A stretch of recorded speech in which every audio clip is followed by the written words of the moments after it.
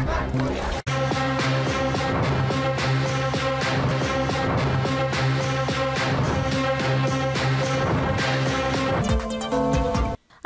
আলাইকুম। আপডেট বাংলা সংবাদে আপনাকে স্বাগত। শুরুতেই শিরোনাম, পরে বিস্তারিত। যারা মব করবে তাদেরকেও ডেভিল হিসেবে ট্রিট করা হবে বলল মাহফুজ আলম।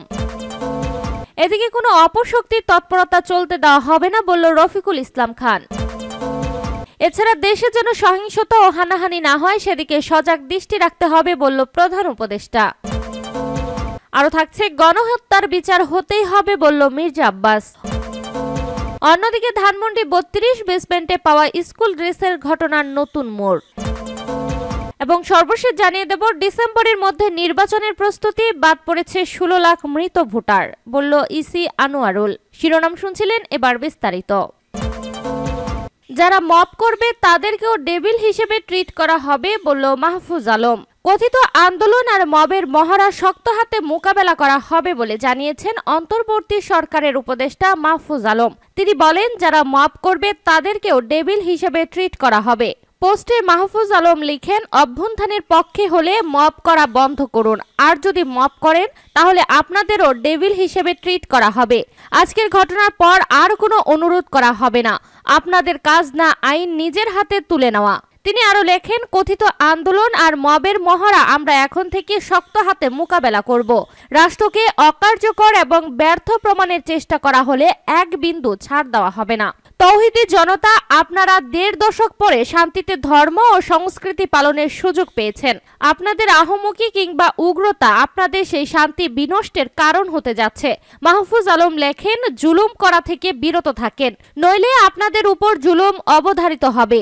লা তাজলিমুনা ওয়ালা তুজলামুনা, জুলুম করবেন না, জুলুমের শিকারও হবেন না। এটাই আপনাদের কাছে শেষ অনুরোধ।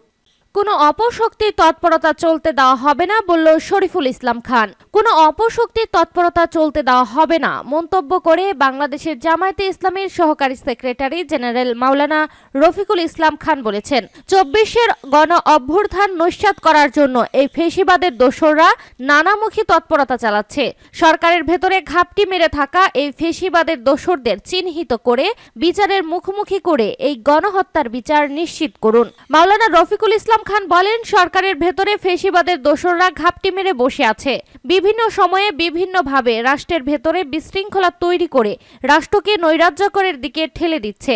মানুষের জানমালের নিরাপত্তা দেওয়ার সরকারের দায়িত্ব। ফেসিবাদ ফিরিয়ে আনার জন্য ছাত্র জনতা জীবন দেয় নাই। আমাদের ভুলে গেলে চলবে না, ২,০০০-এর বেশি মানুষ শুধু ১ মাসে জীবন দিয়েছে। শহীদদের এই আত্মত্যাগের কথা আমাদের মনে রাখতে হবে। তিনি বলেন, কেউ কেউ আওয়ামী লীগের জন্য মায়া কান্না করছে। আওয়ামী লীগ তো গণতন্ত্রেই বিশ্বাস করে না, ভোটের অধিকারে বিশ্বাস করে না। আওয়ামী লীগ একটি গণতন্ত্র হত্যাকারী দল, ভোটের অধিকার কেড়ে নেওয়া দল। বাংলার জনগণ এই গণতন্ত্র হত্যাকারী, ভোট অধিকার হরণকারী ফেসিবাদদের বিচার চায়। দেশে যেন সহিংসতা ও হানাহানি না হয় সেদিকে সজাগ দৃষ্টি রাখতে হবে বলল প্রধান উপদেষ্টা। দেশে যেন কোনো সহিংসতা ও হানাহানি না হয় সেদিকে সজাগ দৃষ্টি রাখতে হবে বলে জানিয়েছেন প্রধান উপদেষ্টা প্রফেসর ডক্টর মোহাম্মদ ইউনূস। প্রধান উপদেষ্টা জুলাই শহীদ পরিবার ও জুলাই যোদ্ধাদের উদ্দেশ্যে বলেন, দেশে যেন কোনো সহিংসতা ও হানাহানি না হয় সেদিকে সজাগ দৃষ্টি রাখতে হবে। তিনি বলেন, সবসময় ভাবি যাদের কারণে, যাদের ত্যাগের বিনিময়ে দেশটাকে আমরা নতুন বাংলাদেশ বলার সাহস করেছি, তাদের এই ত্যাগ কোনো নিক্তি দিয়ে মাপা যাবে না। জুলাই গণ অভ্যুত্থানে আহত ও শহীদদের ইতিহাসের স্রষ্টা হিসেবে আখ্যায়িত করে তিনি বলেন, আপনারা জীবন্ত ইতিহাস। মনের গভীর থেকে আপনাদের প্রতি কৃতজ্ঞতা। যে জাতি ইতিহাসকে স্মরণ করতে পারে না সে জাতি জাতি হিসেবে গড়ে ওঠে না। এই স্বীকৃতি প্রদানের মাধ্যমে জাতির পক্ষ থেকে আমি আপনাদের প্রতি কৃতজ্ঞতা জানাচ্ছি। শহীদ পরিবার ও আহতদের উদ্দেশ্যে তিনি আরো বলেন, আজকে থেকে তারা আনুষ্ঠানিকভাবে সরকারের অংশ হলেন। এটা হলো প্রাতিষ্ঠানিক স্বীকৃতি। এর বাইরেও আপনাদের দায়িত্ব সমাজের সবাইকে গ্রহণ করতে হবে। সকল হত্যাকাণ্ড ও গুম খুনের বিচার হবে জানিয়ে তিনি বলেন, বিচার তাৎক্ষণিকভাবে করতে গেলে অবিচার হয়ে যায়। বিচারের মূল জিনিসটা হলো এটা সুবিচার হতে হবে, অবিচার যেন না হয়। আমরা অবিচারের বিরুদ্ধে দাঁড়িয়েছিলাম বলেই এই সংগ্রাম হয়েছে, এই আত্মত্যাগ হয়েছে। আমরা যদি অবিচারে নামি তাহলে তাদের আর আমাদের মধ্যে তফাৎটা থাকলো কোথায়? আমরা অবিচারে নামবো না। আমরা যারা অপরাধী তাদের পুলিশের হাতে, আইনের হাতে সোপর্দ করব। যারা অপরাধী নয়, পুলিশের হাতে দেওয়ার মতো নয়, তাদের মানুষ করব।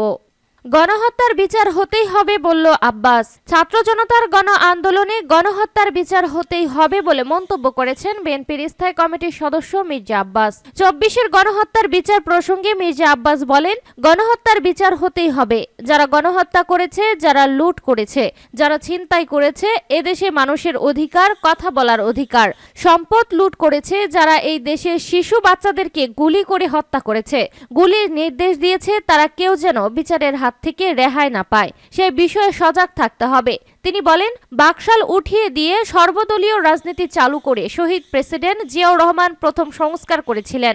বাকশালের কারণে শেখ হাসিনার রাজনীতির কোনো সুযোগ ছিল না। জিয়াউর রহমান হাসিনাকে রাজনীতি করার সুযোগ করে দিয়েছিলেন। সকল পত্রপত্রিকা চালু করেছেন। জনগণকে কথা বলার অধিকার এবং ভোট দেওয়ার অধিকার ফিরিয়ে দিয়েছিলেন তিনি। পরে বিএনপি চেয়ারপারসন বেগম খালেদা জিয়া বহুদলীয় গণতন্ত্র কায়েম করেছিলেন।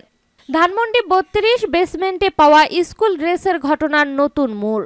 ধানমন্ডি ৩২-এর বেসমেন্টে কুড়িয়ে পাওয়া স্কুল ড্রেস নিয়ে ঘটনার নতুন মোড় নিয়েছে।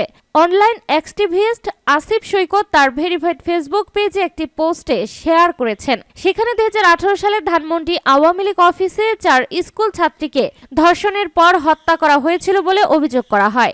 বিষয়টি নিয়ে সে সময় আল জাজিরার একটি সাক্ষাৎকারে আলোকচিত্র শহীদুল আলম কথা বলেন। তার পরিপ্রেক্ষিতে তাকে গ্রেপ্তারও করা হয়েছিল।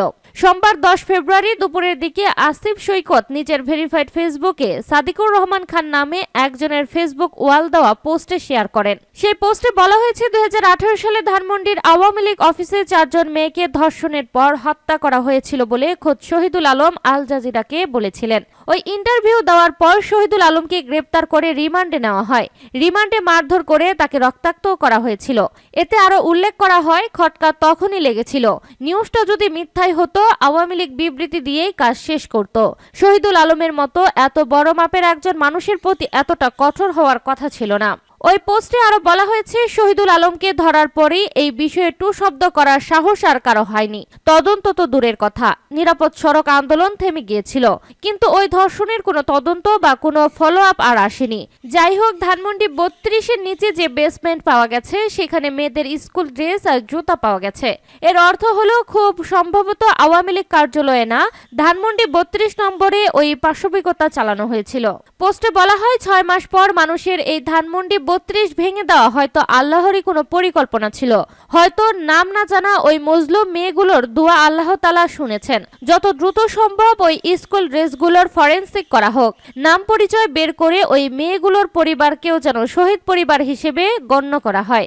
আল্লাহ যেন শেখ পরিবারের মতো এমন ভয়ঙ্কর অভিশাপ এই পৃথিবীর কোনো দেশেই আর কোনো দিন না দেন। নিরাপদ সড়ক চাওয়ার দাবি করতে গিয়ে পৃথিবীর আর কোনো মেয়েকে যেন এই পরিণতি ভোগ করতে না হয়। ডিসেম্বরের মধ্যে নির্বাচনের প্রস্তুতি, বাদ পড়ছে ১৬ লাখ মৃত ভোটার, বলল ইসি আনোয়ারুল।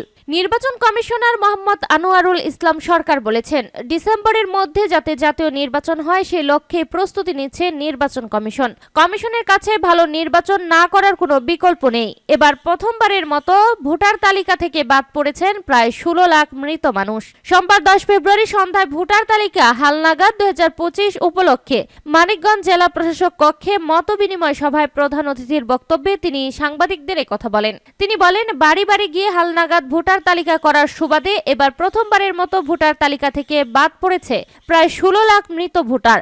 এতে কারো কারচুপি করার সুযোগ থাকবে না। নির্বাচন কমিশন এরই মধ্যে পর্যালোচনা করেছে জানিয়ে তিনি আরো বলেন, আমাদের ভালো একটা নির্বাচন এবং অতীতের গ্লানি মুছে ফেলতে কি কি করণীয় প্রয়োজন তা আমরা এক্সারসাইজ করে ফেলেছি। সংস্কার প্রতিবেদন অনুযায়ী আমরা সিদ্ধান্ত গ্রহণ করব এবং তা অনুযায়ী কাজ করব।